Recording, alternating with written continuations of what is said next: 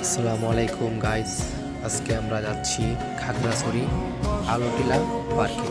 তো প্রথমে আমরা চলে আসলাম হলো বোয়ালখালী পুরান বাজার। তারপর পুরান বাজার থেকে আমরা জনপ্রতি 70 টাকা সিএনজি ভাড়া দিয়ে চলে আসলাম হলো শাপলা চত্বর।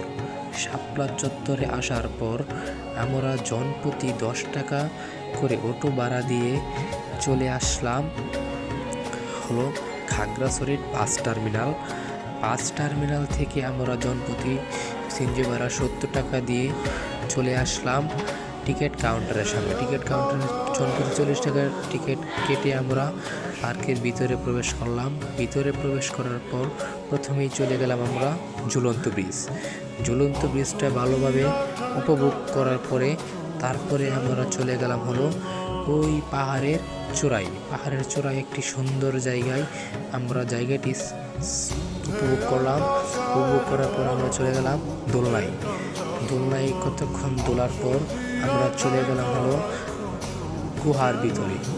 গুহাটি ছিল সত্যি অনেক ভয়ঙ্কর, যা আপনারা নিজের চোখে না দেখলে কখনো বিশ্বাস করবেন না। এত ভয়ঙ্কর ছিল ওই গুহা। তারপর পা ঘোরাঘুরি করার পর আমরা আবারও চলে আসলাম হলো আগের জায়গায়, যা সত্যি অনেক সুন্দর। তারপর আমরা পাহাড়ের আঁকা বাঁকা মেট্রো পথ দিয়ে চলে আসলাম বোয়ালখালী পুরান বাজার।